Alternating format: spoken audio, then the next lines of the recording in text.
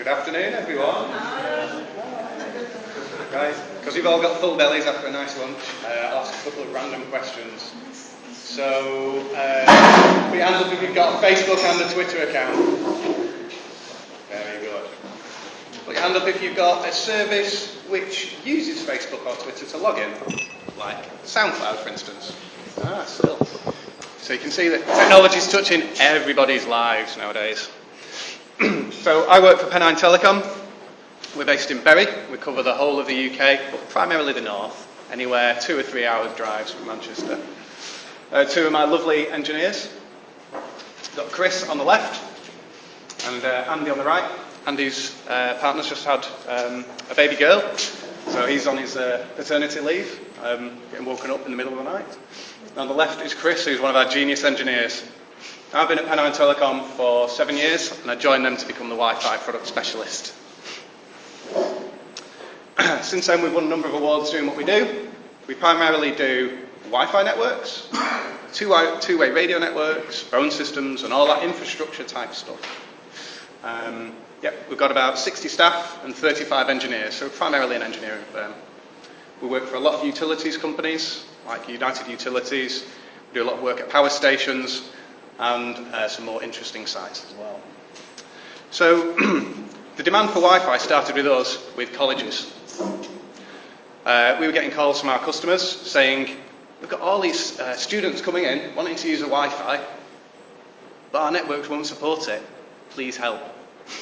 So what we saw is that students are hammering Wi-Fi. So they're coming in with 1, 2, 3 devices, sat there maybe on a laptop provided by the college doing their essay work, and sat next to them is a device, Android, iPhone, whatever, streaming HD video over the college's Wi-Fi network.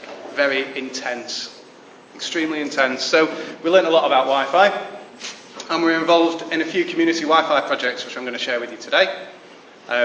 All I can do is tell you what we've been doing, and for the tank hall and any other projects that you've got, I'd have to speak to you a bit more individually about the different nuances that you've got. So, I hate that. So we win some awards for what we do, and one of them was for our project in Bury. So I'll start from the top. So there was a secondary school in Bury, must be 4 years ago now, deprived estate, approximately 1,000 homes. The school did a survey, so they gave an A4 sheet of paper to every pupil, said take this home, fill it in, bring it back, tell us about your access to internet at home. The headline figure was 60% of students did not have access to the internet at home. Okay? You've heard loads of facts and figures today, and that's one from us. But you've got to look beyond the 60% to get to the real reasons. The next question behind the 60% was, how many of those households have actually got broadband of some kind? Some have, actually. What we found is that there were girls like this, went home after school, wanted to use the internet for research and to connect, use Facebook and be a normal young person. What they found is that the brother was on the one computer in the living room. Or if they had a Wi-Fi network, someone else was hogging it. So it was a unique challenge for the school, and they didn't really know how to get the internet access to the children. So they looked at mobile phone dongles. Shall we just pay £5 a month and give a mobile phone 3G dongle to every child? Well, that doesn't cost too much up front, but every month it costs quite a lot. And what if someone bursts it? Say they accidentally or on purpose download a movie, and then the school's hit with a big charge. Well, that's a bit scary. Have we got any capital funding available to do something else? What if we put a Wi-Fi cloud over the whole area? So they asked us to look into that, and that is what we did. So, in simple terms, we put we use a council's fat pipe into the school, into the bottom right-hand corner. The council's internet connection. Just like here, you notice that Steve and Rianne mentioned you're getting you're going to be getting a 1 gig link into this site. It's all right, no problem. Any questions as we go along, just ask, please. So there's a large internet connection into the school. You can then see the blue lines. So we did wireless point-to-point links to certain areas, and then created the Wi-Fi cloud zones you see in different colours there. Okay? Is everyone comfortable with this concept? It's just short of a square mile and about 1,000 homes, densely populated. The housing I've driven around here, very, very similar in terms of the housing stock. That's the motorway junction, isn't it? That's correct. So yeah, on the bottom right-hand side is the motorway junction. So yeah, we can send you all the statistics, and the postcodes you can have a look at Street View and come and see it. So we sent wireless links down the roads to certain nodes and points, and then created the wireless clouds. Each one of those red dots represents a Wi-Fi access point.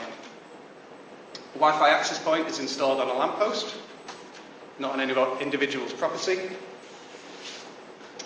Any ideas why we might do that?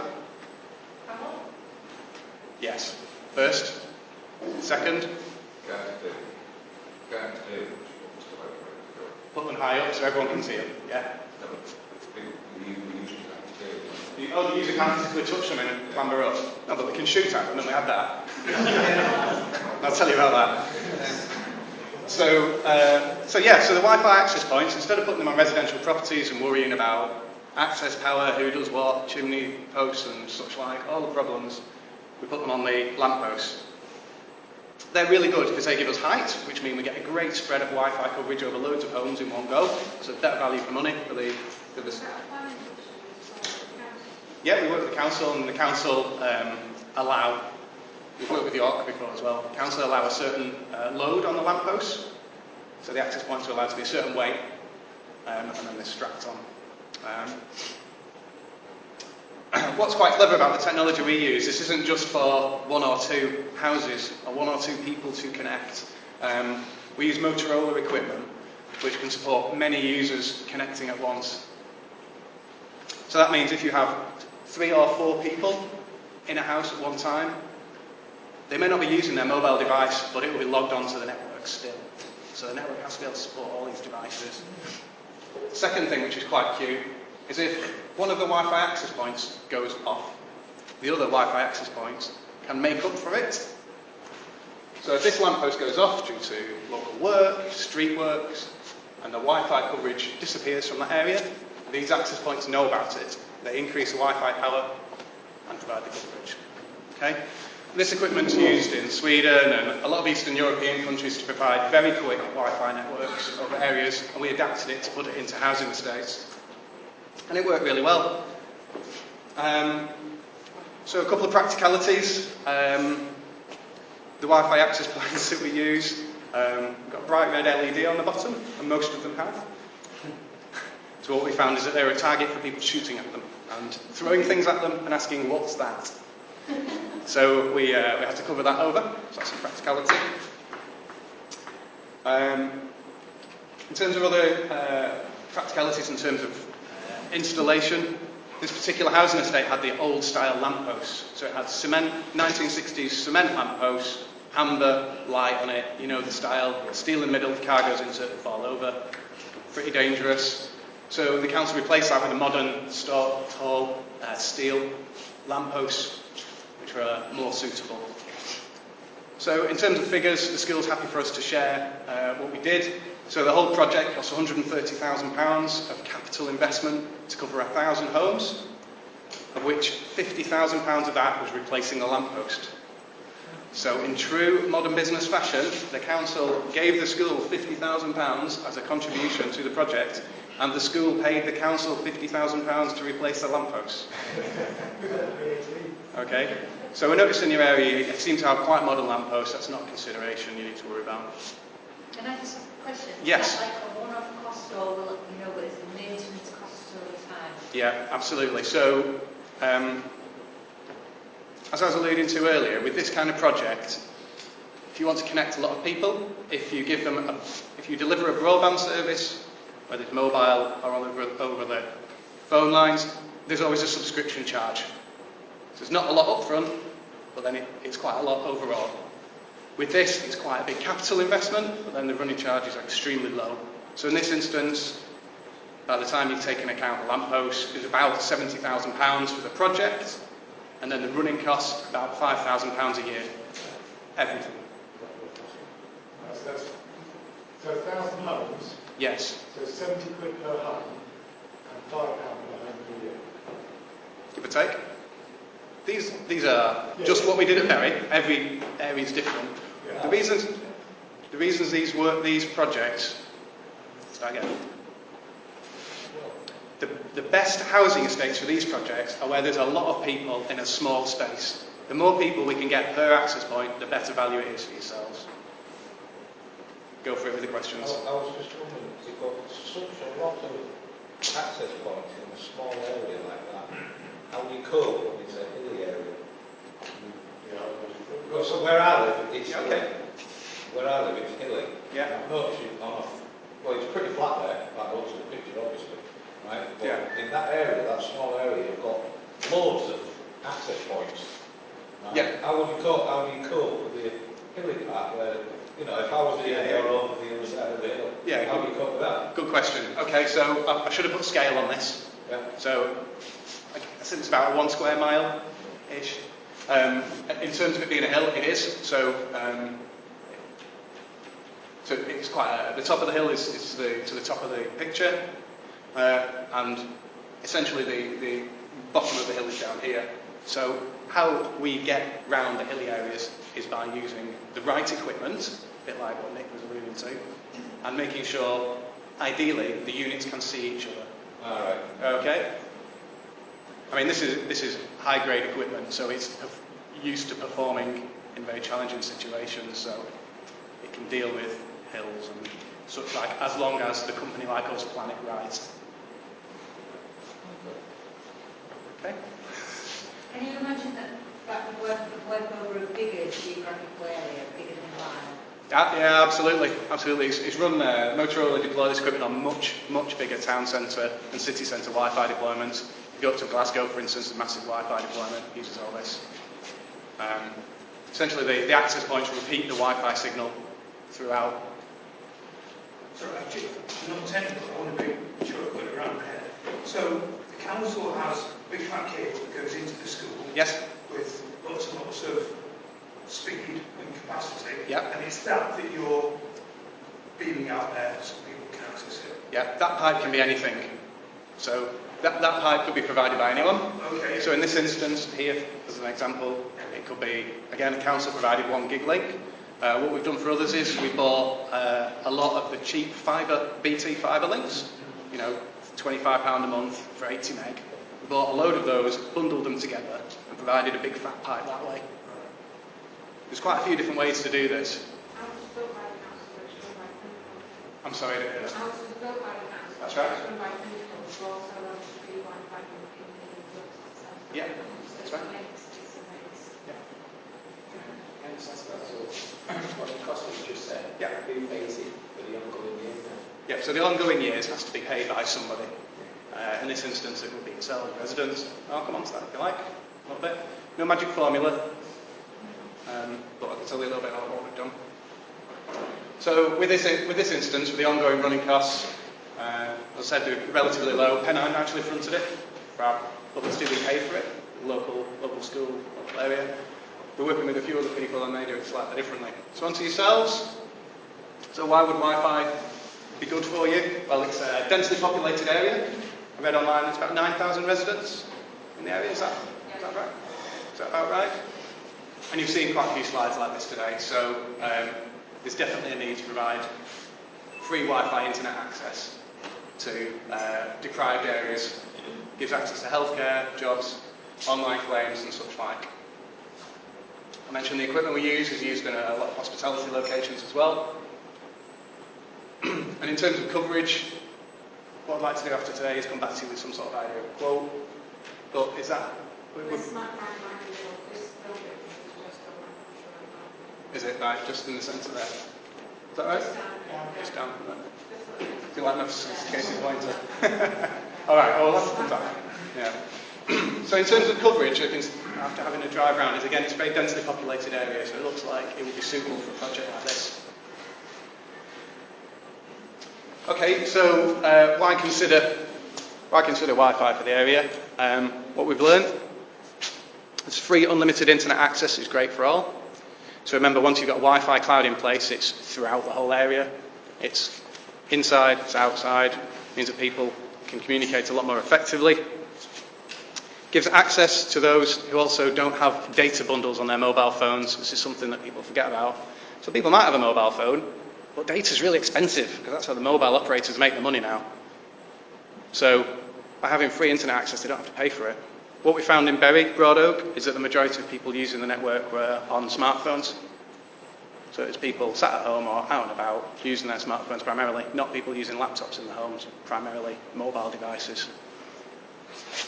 Of course, if you've got high-speed Wi-Fi connection available, it means that you don't have to pay for broadband. So there's cost saving there. A lot of people don't have telephone lines in their homes, they might be blacklisted, might not be able to even buy them.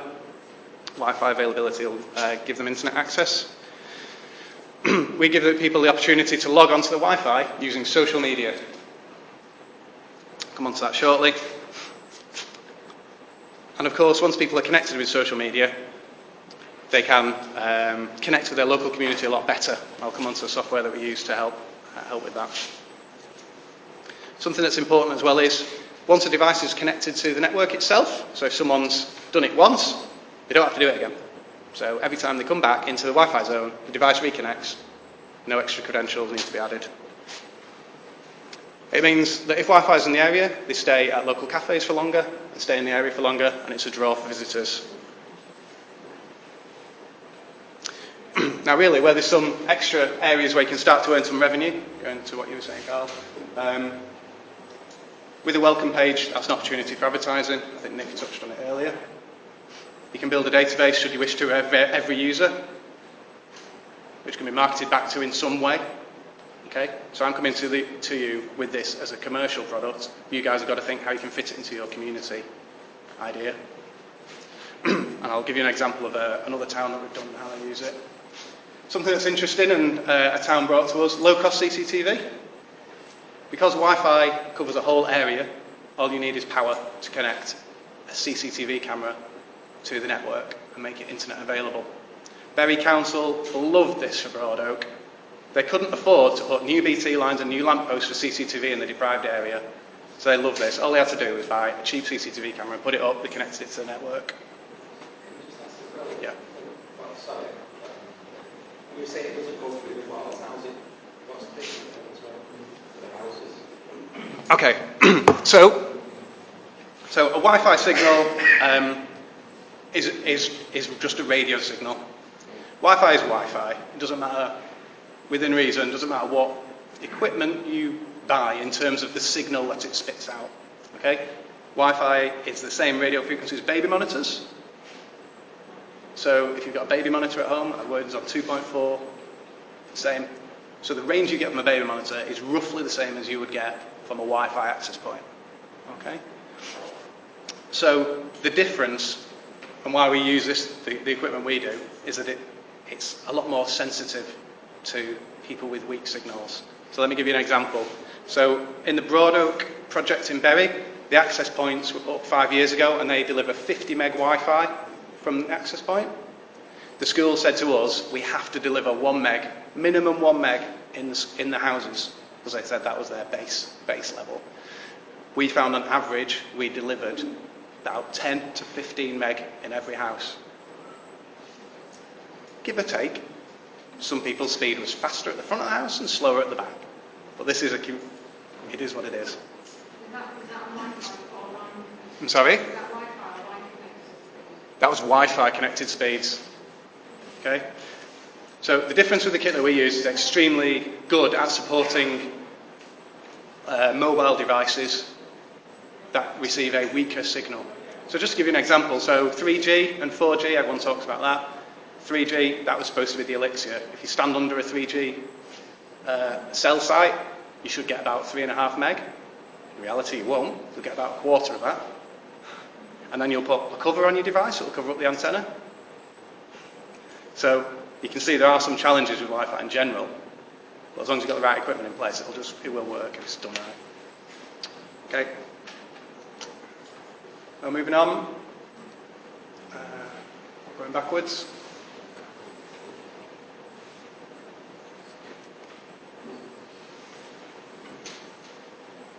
Okie dokie. So I told you a little. I try not to talk too much about the technicalities of it, but what I'd like to do is talk to you a little bit about the user experience. Now, this is probably most of us. So we walk around with a load of different Wi-Fi usernames and passwords as we go about our daily lives. We've probably got one to log on at Facebook. We've got one to log on to our Wi-Fi at home. We've got a different one from McDonald's. They make you have a certain one at another location. People have got loads of different usernames and passwords for lots of different things. We work with Purple Wi-Fi based out of Manchester to deliver a simple log-on procedure for Wi-Fi networks.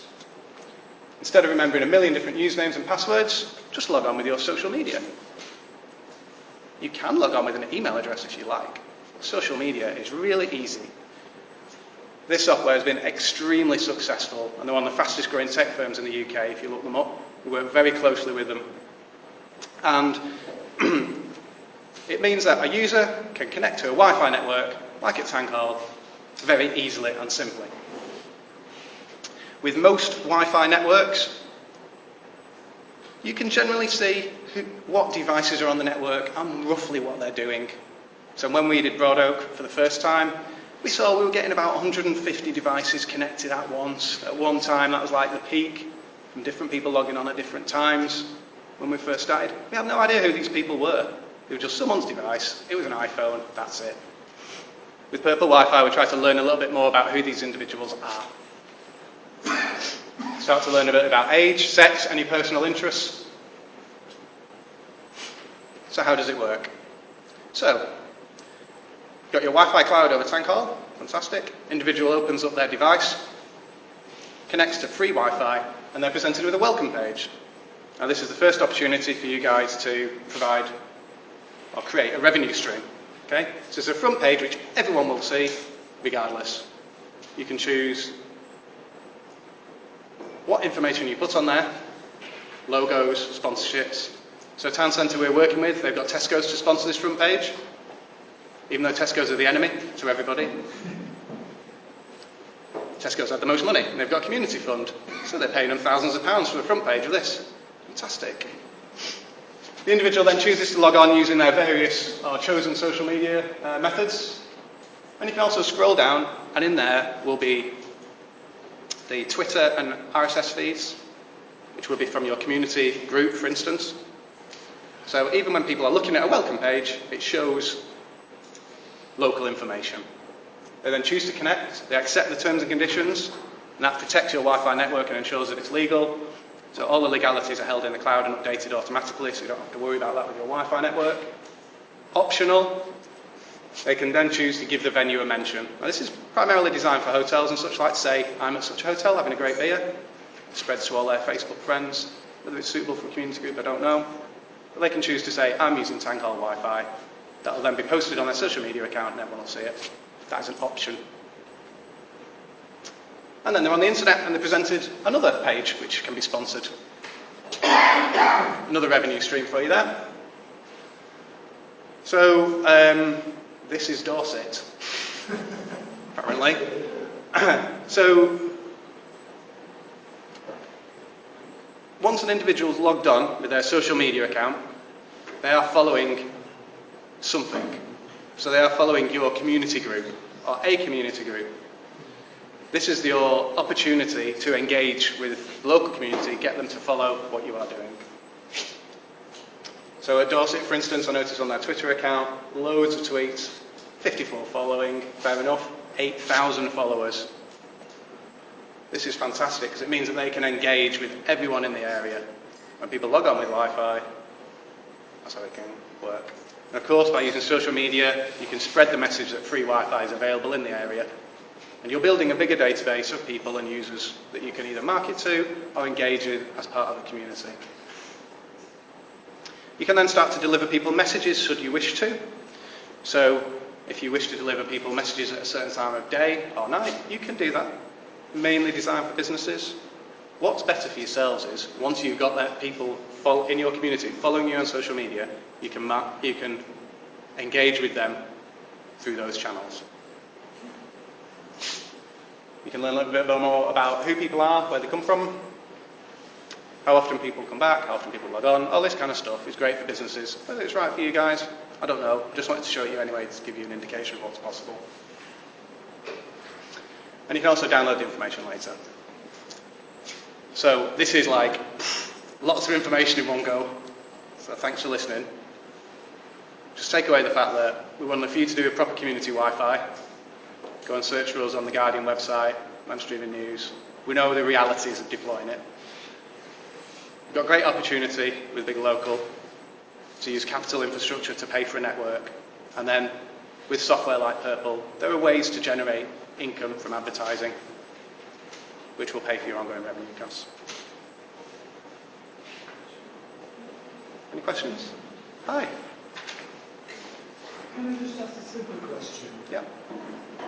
There's been little information before you. It's been talked about networking.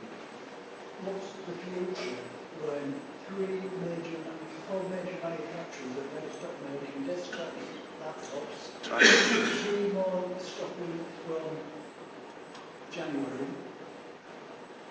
That type of equipment is now 2% of total sales. Yeah, that's right. Yeah. In the UK, the rest is tablets or smartphones. Yeah. Everybody is going satellite. There's 2% of people in Scarborough using satellite internet. Yeah. Now, that's been picked up from Spain. That's what the server is in Spain. Yep. Now, what's the future of what we're all actually talking about? Okay, what is the future of what we're talking about? So Wi-Fi has been around for over 15 years. Okay, so when you make an investment in Wi-Fi, all devices are retro-compatible. So if someone was stood in here today with a very early mobile phone with Wi-Fi on it, 10-year-old mobile phone, it would still work on the Wi-Fi equipment you put in. We expect to see this to continue rapidly. The amount of devices that are Wi-Fi capable is a very small amount now to what it will be in 5 years. So all televisions you buy now, smart TV, will have a Wi-Fi capability built into them. Laptops and PCs, the way people work are changing. People aren't buying them anymore. People are buying mobile phones, tablets, then connecting other devices to Wi-Fi. Their TVs for on demand, then connecting the fridges to it and the Internet of Things. So the future is absolutely devices with Wi-Fi in it.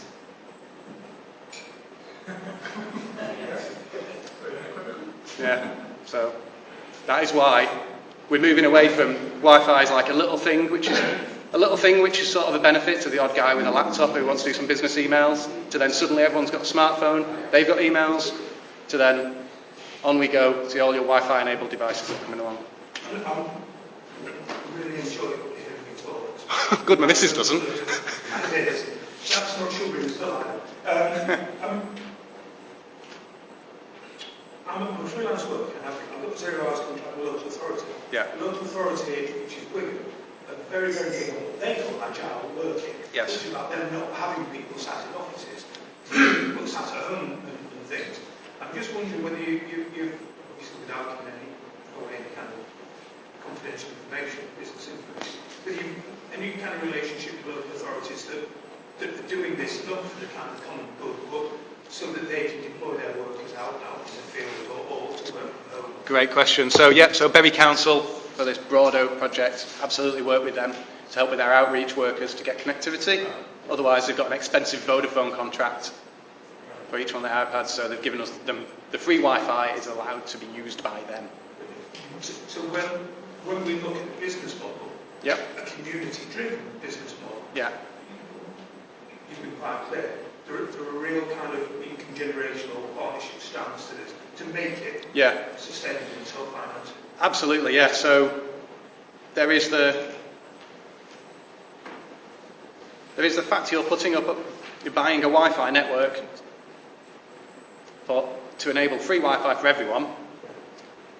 You can then start to make money out of that Wi-Fi network in lots of different ways. So the first way is the advertising, and advertising to maybe a deprived community will only bring in a certain amount of money. But then there's other things like the fact that you can put CCTV on the network, which the local councils love. So there's a pot available in most councils to pay for CCTV installations, which can be attributed to this. There's other digital divide projects available. There's lots of different funding streams you can gather. I mean, the school, in that instance, they gathered their funding, 3 different funding streams to pay for it, for the digital divide project. So, yeah. Those children are growing up fairly fast in the broad oak area. And some of the big locals I'm working with are interested in business training and so on. And I just wondered if it was aimed for the school so the children could do their homework and succeed in life. But are there people now running businesses from home that they weren't able to do previously? On the last one of these workshops, I don't know if you remember, Rob, a guy from the credit union talked about one of his junior savers, a 9-year-old, who earned more money from eBay Yeah. than he did from the credit union guy going around to people's houses. Yeah, absolutely. So I probably should have been a bit clearer. So when we established the Wi-Fi network for the school, it was primarily to provide internet access to the children. We then opened it up later to the general public. Right. And yes, we have seen people using eBay especially to have businesses. Not sure if they're registered for tax purposes and such like. But there is entrepreneurship happening, and who knows where the next successful little business comes from. In terms of advertising, quite a lot of people, businesses will be locked into maybe 12-month, 24-month contracts. Bringing them on board would be probably more a long-term thing. So are you saying that sort of making it sustainable to be a long period of time? Yeah, but you're saying people are locked in, you mean they're locked into their broadband contracts? Yes. Oh, I see. Someone to use ours. Yeah. Yeah, in order then to be advertising, so we want to use it ourselves. If they want to advertise on, they want to people to repay customers and start making it sustainable. A lot of people are on long-term contracts. yes, It would take longer to get them to come on board. if they're at the end of the contract, Yeah. they will take less. If they're on the start of their contract, it'll take longer. Yeah. So Ramsbottom is an affluent village north of Manchester. They're just about to put this in. And the business group are running the Wi-Fi. So they're like a community group, but it's run by the local businesses, right? So whenever someone logs onto the Wi-Fi to go shopping, and they follow Ramsbottom Business Group on Twitter or Facebook. And that is their prime mean of revenue generation. So the idea is that every weekend, I'll be clearer, every Friday, the business group are going to send a message out to every follower in Ramsbottom and say, this weekend, this is happening. And part of that is sponsored by the local businesses. One will pay 100 quid, one will pay more, one will pay less. An example to advertise for them, and to advertise A4 in Lancashire Live for 1 month was 1,500 quid. Not sure if you got that, but to advertise in Lancashire Live is 1,500 quid for one magazine. People just flick through magazines. By being able to market using social media directly to people in a specific area and them receiving the messages how they want is much more powerful. It costs a lot less. So local businesses are really benefiting from it. Stunned faces all around. Great. Any more questions? Any thoughts? Thank you very much. Great, thanks.